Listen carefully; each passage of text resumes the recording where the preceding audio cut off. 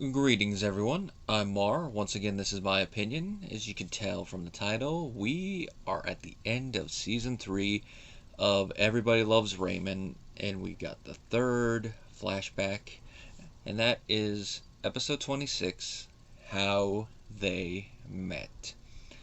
Now, before I delve into this, I'd like to apologize if my voice sounds a bit weird in this recording compared to the last couple.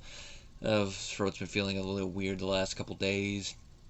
Nothing throat coat can't help. Now, with the first season finale, we had the explanation of how Ray and Debra moved across the street from the parents. Turns out we can blame Debra. Second season finale, it was the wedding and all the shenanigans involved in that, and it was a two-parter. Here is how these two met in the first place. And this is a Ray and Phil episode that they wrote together. And in this episode, with this little moment in their lives, they decided to explore not only how a married couple can remember their meeting differently, or think about it, and then when they come together actually remember it, but also the difference between men and women when they are pursuing a relationship. And we see that a bit on both sides. Ray, a bit awkward and persistent at first. Debra, a bit more subtle, but then able to tell, like, oh yeah. And I can tell you from recent events that, yeah, that last part does strike me a bit more like, oh yeah.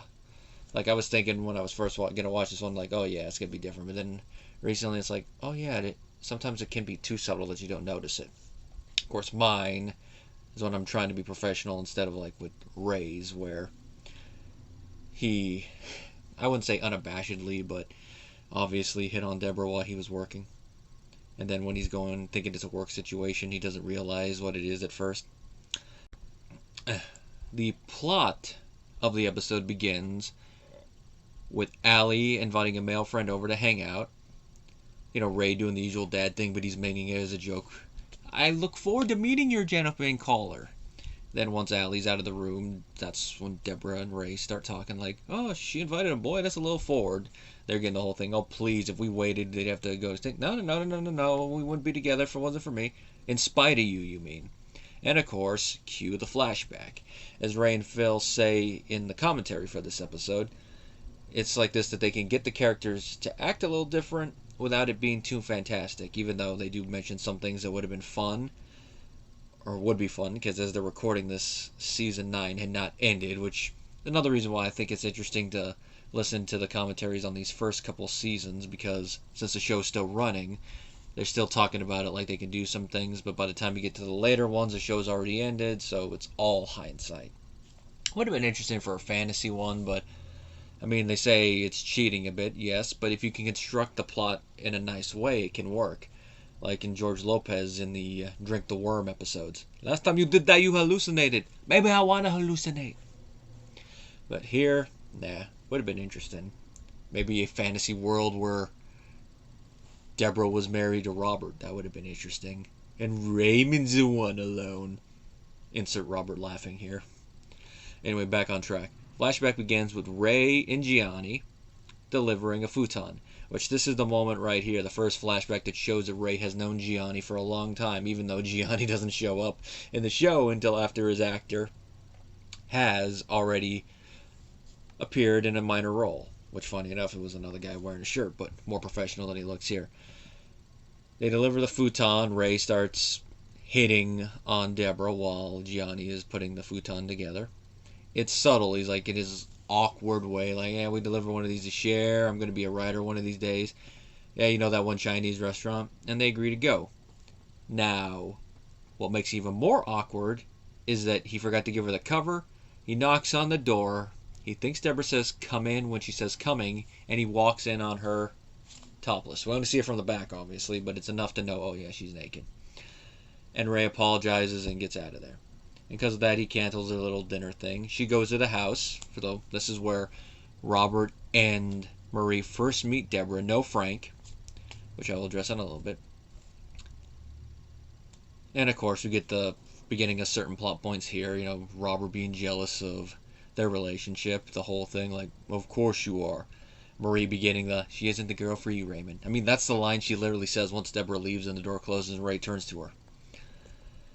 And Debra, during this discussion, lambasts Ray, like, hey, you don't cancel, the naked person cancels. And then tells him to come and fix her futon. Well, he does. He gets there and he's like, there's nothing wrong here. And this is where the subtlety begins, because this is where you should realize, like, wait a minute, she says it's loose, it doesn't seem loose to me. And then she says, I made too much lemon chicken if you want some. That's where it's like, aha. And Ray is still oblivious until they're sitting down eating, and then he's like, the table wasn't loose. And it's their first date. And based on this, it's a little bit of both. Both of them are right. It's that whole thing of the truth is in the middle. Now, Ray was the one that technically did make the first move by asking Debra out at the Chinese restaurant. But then he was going to, because he saw her naked, was going to go away. So the in spite of part is accurate, and Debra pursuing and making sure it went through in her little subtlety. And of course, it's not her fault that Ray was too dense to pick up on the hints. But like I said at the top of this episode, there are instances where you're really not going to put two and two together. Usually in a work situation, like technically Ray is there on a work call, so he would not expect that. But considering he had asked her out while he was on a work call, he should have. With me, I don't obviously pick up on all the cues, because in a work situation, different. You're thinking everyone's being nice, everyone's being professional, and you might not pick it up on it as much as, let's say, you're out and about. Now, Ray and Phil's writing for this episode, top notch. And I can say after watching this, of the 5 episodes I'm going to recommend at the end of it, this is one of them, how they met. Perfect way to end the season, and a nice way to show how these two characters actually met. And after watching this, you're like, okay, I can buy these two as a couple, and I can see why their marriage has lasted up until the modern day, and you can really buy the love. And you combine it with the previous 2 season finales, you're like, oh yeah, this couple's believable. The fun thing is, Ray, when he was younger, he used to deliver a futon, so that's a nice little insertion from his personal life that is nice. And it was with his friend Claude, so they named the company Claude's Futons here. So a nice little wink there. The actor who plays Gianni, I don't have his name in the notes for this one, sorry about that. In the commentary, they went over why they cast him in the role and decided to keep him on as Gianni. He was a friend of Ray in the stand-up world, and apparently he does open for Ray every now and then. It's nice.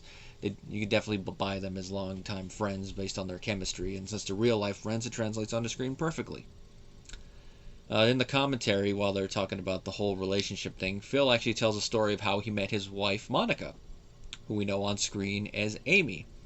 He was eating a rib at an outdoor food festival, and he saw her, and he was a fan of a performance that she gave in a play that was produced by a mutual friend, and he told her, like, hey, are you Monica? Yeah, oh, I'm a big fan of yours. And then she was like, I'm a big fan of you, too. Now, of course, Phil plays this off as like, she had no idea who I was. You're just saying it to be polite. The whole Hollywood politeness. Even if you don't know the person, you are always polite to their face, and then if they walk away, you go, who the hell is that guy? I have no idea who the heck that is, and I'm supposed to be a fan of them? I have no idea. But that's such a fun story. I can imagine telling the kids that. Oh, honey, we met at a food festival. Your dad had a rib in his hand. He told me he was a fan of mine. And thus begins a beautiful relationship. Well, it's lasted all this time, so they have chemistry too. Now, as I said earlier, no Frank in that one scene at the house. And that's because this was the episode that they filmed right after Peter Boyle's heart attack. They mention this on the commentary, and they delve a little bit into it. Some of it is similar but different than what Peter said in his interview. Now, from Peter's interview, it's going to be his perspective on it, obviously. Here, Ray mentions he had noticed they called 911. They got him to the hospital. He was out for a couple weeks. And they mentioned they kept the story quiet, which is nice to have confirmation that they would. That's one thing you probably don't want to broadcast until the whole season is done. And it is also why they kept his scene in the follow-up episode, the episode that we saw right before this one, to a brief one. And you can tell his energy level isn't quite the same. But for that scene, it works because it's middle of the night, and you can imagine Frank not being at the top of his game. But still, 80% Frank is still better than no Frank. Here, though, they do have a story reason for why Frank's not there, and that's because since this episode takes place 15 years prior to that moment in Season 3,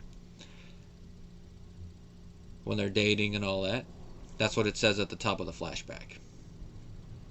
So they would have all been in their like early to mid 20s. Frank is still working at Pelt Accounting. So he's working when that scene happens. So his absence is not... It's one of those things that's not a big deal, but you kind of could wonder how he would be. He'd probably be like doing like hand gestures and things like, geez, Lou, you got a beauty, Ray. Something like that. But after that, her first meeting of Frank left to the imagination. And that might be the best way because, ooh, the things you could think of how Frank reacted to seeing her. Probably the first, Frank, I can both see and hear you. And there's not really much else to say. Great writing. You do definitely believe the couple when they first meet, and you can see where they go.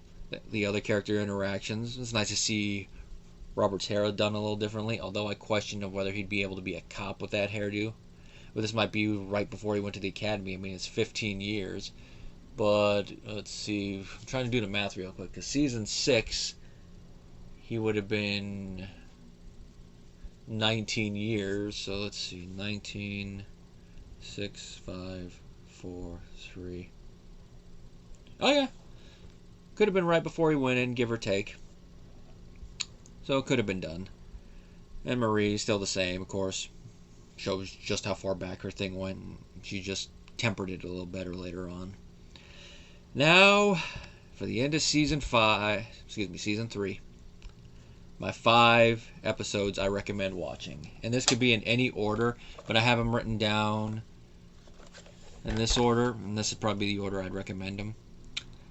Ping Pong, Ray's Home Alone, No Fat, Halloween Candy, and How They Met. And if you want to know why those individual episodes are getting my recommendation, like if this is the first part of the review series you're seeing, or if you want to refresh yourself, go back to the playlist, see them. Those are why I recommend them. Now, if I had to recommend a 6th episode, since this season has more episodes than normal, it would have to be The Lone Baron. And, like I said, go back and watch that one to see why. Week after this, we're going to be starting Season 4, and boy, is it going to be a doozy when we get there. Going to be another Ray and Debra centered one, with a relationship dilemma involving plastic surgery that another mother got, and also... would you change your appearance for your spouse? Even if they're not outright stating it, but if they're very strongly implying it.